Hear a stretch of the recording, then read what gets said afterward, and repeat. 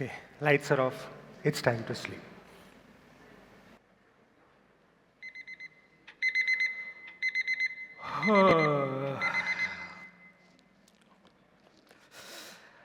It's time to wake up. This is my morning alarm. It is there to say that I have to get ready, do my chores, and get my daughter ready so that I can drop her at school. How many of you have an alarm like this to wake up? You can raise your hands. Thank you for that. The next question I have, you might be wondering, why is there a confused smiley? An alarm to say it's time to sleep. Okay, so how many of you have an alarm to say it's time to sleep? Can you raise your hands? Yeah, thank you for that. Yeah, this was an expected answer. So let's go ahead. Let's bust some myths of sleep. The first one, which everyone talks about, if you sleep less, you can do a lot. You can achieve more. You can read more.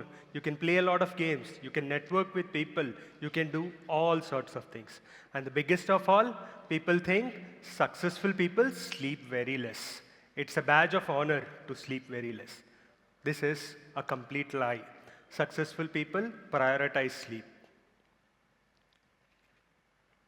The second thing, since I see a lot of students and many of you have come from the student time, I know, like you would have heard this, like study hard, work hard, settle in life, and once you are settled, sleep will automatically get itself fixed, which is not true. The third one, back in 2019, when I was struggling with sleep, the first suggestion that I was getting from people is take some or the other kind of melatonin supplements. They are safe, they help you sleep much better, and they are not addictive also. But the biggest thing is melatonin is naturally produced by our body, and the thing that is naturally produced by our body is far more superior than any other supplement you find in the market. The fourth one, since I work in the IT industry, I see a lot of people do this. The weekdays, they are worried about making sure their ends meet, and on the weekends, they spend sleeping. They wake up at 9:30, 10:30, 11:30, and sometimes even at 12:30. They have their lunch or brunch, they would say, and again go to sleep, thinking that whatever sleep they have lost on the weekdays will be fulfilled by the weekends. But this confuses the body even more because our body doesn't understand when is the time to sleep and when is the time to wake up. Let's talk about risks of cutting down on sleep. Here you can see on this slide, the person who sleeps very less, the chances of getting into any kind of accident increase a lot. You might think that I generally am working from home or my classes are from online. What is the chances that I get? But anytime you travel, you always carry certain amount of risk. And once you are sleep deprived, it need not be only you, the opposite person also, if it's sleep deprived, the chances increase a lot. The next one, if you sleep less, this is the problem that has been there everywhere. It's insomnia. Insomnia is a condition where people struggle to go to sleep, or if they have slept, once they wake up in the middle, they again struggle to go back to sleep. Back in 2019, I was having this. I was struggling to go to sleep, and while my wife and my kid were sleeping, I was just waiting there to go to sleep. So I've taken a newspaper article where it talks about India being the diabetes capital of the world. And the second one says, India is the second most sleep-deprived country in the world. So you might be thinking, what is the connection between sleep and diabetes? In fact, there is. When you are sleep-deprived, you inevitably go and catch the sugary snack. And when you catch more sugary snack, the chances that you get into diabetes are very high. We busted some myths, we talked about the risks. Let's understand the science of sleep. For this, actually, I have gone and created one fictional character. named Hari, who is interested in hill climbing. Hill climbing is his passion. And then on the weekend, he starts going to a hill climbing. He sees. He starts his journey and he spends approximately 5 minutes to 10 minutes. But then he realizes something. He forgot his water bottle. You know, if you are climbing up the hills and you don't have a water bottle, it becomes difficult. He turns back to get a water bottle. Here, because he's just spent 10 minutes of going up the hill, it's very easy for him to come back. So this is exactly the stage 1 of sleep, where let's say you just slept for 5 to 10 minutes and there is a bell ring or someone knocks the door or there's a power cut. You immediately notice. You wake up and you are immediately back to where you started. So this is what he does. He takes the water bottle and he starts walking. He spends approximately 25 to 30 minutes and he's on the middle way of going up the hill. So right now, if you ask him to come down, it's a lot of effort. The same is with your sleep also. If you spend 30 minutes and someone wakes you up, it's going to be tougher. He continues and he reaches the peak. He spends approximately 45 to 50 minutes. And when he is at the peak, it becomes even more difficult for him to wake up. This part where he is going up the hill is in short called as NREM, or non-rapid eye movement. Here, progressively, the body starts becoming slowly and slowly less attentive. So at the peak of the hill, the body is very less attentive. And now, everyone knows that going up the hill is a tough task, even for the brain also. But going down the hill is fun. Now he starts going down the hill.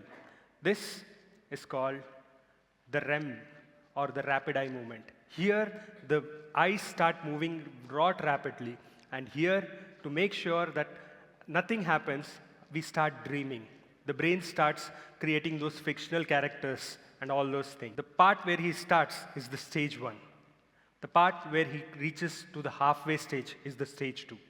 And the part where he reaches the peak of the hill is the stage 3. And when he is going down the hill is the REM. Let's talk about sleep and memory. For this, I have a simple presentation. So let's use this. Here you can see 4 post-it cards which I have taken. And let's say that the pink one has the information related to the exam which you're going to give, or the important thing that you're going to write. This green one, not so important, is the breakfast you've eaten or the snacks you've eaten just now. Okay, I have another green one. Yeah, maybe where you're sitting or all those things. And then comes the yellow one, which is the next important exam you're going to write. Now, if you see, the glass is almost full. Can I put some more information? Yes, I can stuff it, but let's do one thing. Because this pink one is the exam, let's put it in the bigger jar.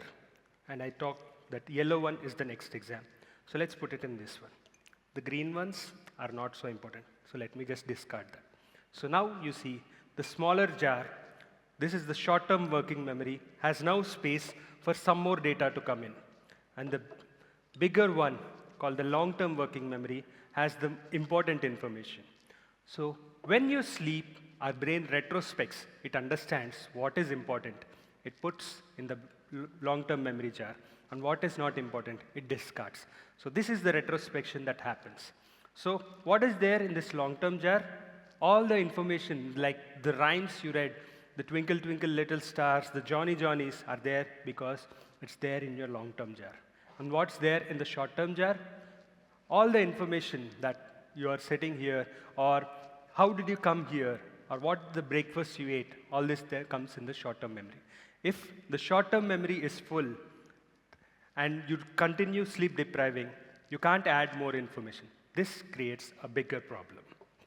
So make sure whenever you're doing any important examination or any important task, make sure you have a good night's sleep. In the start, I talked about how India is sleep depriving, and let's fix it. Let's fix it with a simple acronym that I have created. It starts with S, which is Start Prioritizing Sleep. If you remember, I created one confused smiley asking, how many of you have an alarm to say it's time to sleep? Not many hands rose up. This is really important because in the early 1900s, Pavlov, a Russian scientist, conducted one experiment. What he did was, before giving food to the dogs, he rang the bell, and then he gave the food. After a few weeks, the dogs just associated the sound of the bell with food. So this is where, when you create an alarm and create a sleep ritual, your brain understands that it's time to sleep. The next one is working on your passion. When you work on your passion, work on something that you love, you enjoy, and that creates a feeling of satisfaction. You need not spend hours and hours together. It could even be a 10 minutes to 15 minutes. And this is how I was able to write my book also. In the present moment. So research says that our brains generate approximately 50 to 60,000 thoughts a day. And most of the thoughts are recycled thoughts. They keep recycling. Most of them are either in the past or in the future. So to bring to the present moment, you need to do, I would ask all of you to do a simple exercise. I would ask you to just close your eyes.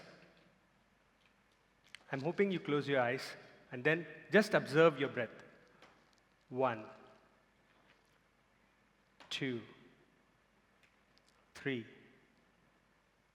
4, 5. I'm cutting down at 5 because in the interest of time. But you can do this for 10, 15, 25 repetitions. So this brings you to the present moment. You can also do this practice in another mundane activities, like when you're drinking your glass of water. Feel every sip of it, and that is how you come back to the present moment. The next one is thankfulness. When you end the day with a feeling of thankfulness, it creates a lot of positive vibes. Einstein beautifully said, you can live your life as if everything is a miracle or nothing is a miracle. When you end the day with the feeling that everything that has happened in your life is a miracle, that is when you'll sleep much better. The next one is celebrate. Celebrate your small successes, whatever be it, or however small it could be. When you end the day with a feeling of celebration, it helps a lot. And the H stands for humor. Research says that kids, the small kids, laugh more than 400 times a day.